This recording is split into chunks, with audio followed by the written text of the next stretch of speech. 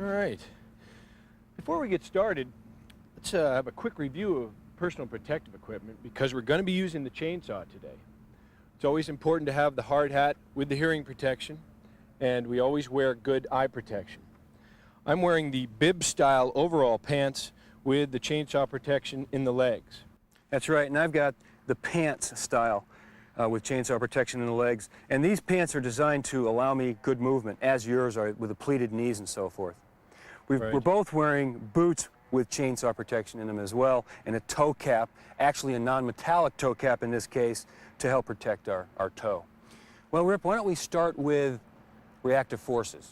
That's a good idea, and that's something that's very important for people to understand. Now, what we mean by reactive forces is what actions occur when the chainsaw, while it's spinning, comes in contact with the wood. Now, if we were using the bottom part of the bar here and came in contact with the wood, it wants to pull us in to the wood in this manner.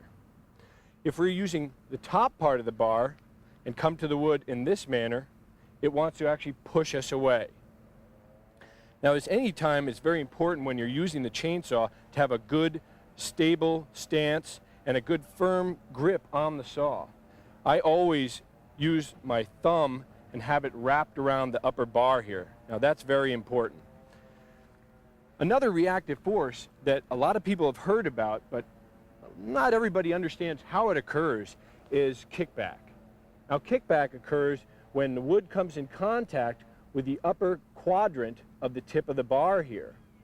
Ken, why don't you give us a closer look at how kickback actually occurs? Okay, we can do that with this large tooth. We have the cutter, which is designed to take the chip of wood out of the cut, and then we have a depth gauge.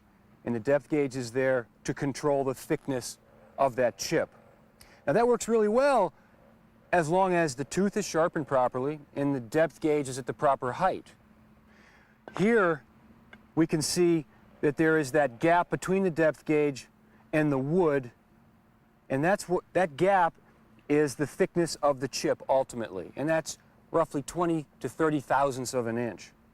Now, that works out well both on the top of the bar and the bottom of the bar, but as the tooth starts to spin around the tip,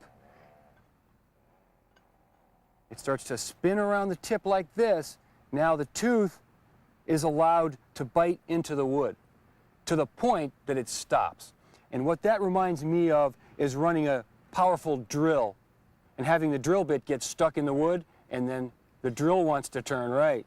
Well, in this case, the chain stops and the bar and the saw body starts to turn inside of the chain until it pulls out of the wood, and now the chain is spinning again. Exactly, and that happens about 7 times faster than the human body can actually react. That's right.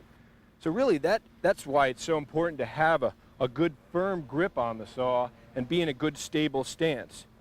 It's also important to not use the saw and cut too far away from the body, because that'll lead to fatigue a lot quicker. That's right. The chainsaw really is a very ergonomically designed piece of equipment, but it's meant to be used in close here, where I can, if I'm cutting with the bottom of the bar, I can use my body, use my leg to actually brace the saw. Right, and that'll help us keep good balance and control of the saw.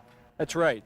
And although the kickback reaction is the most violent, it's really so important that we understand all of them, because if we're not in that good stable stance and we're not paying attention, a pull or a push could actually lead, this pushback could actually lead to a kickback, which could then be very dangerous. Or a pulling action could force that tip into another part of the tree or something, That's right. which would also lead to that kickback.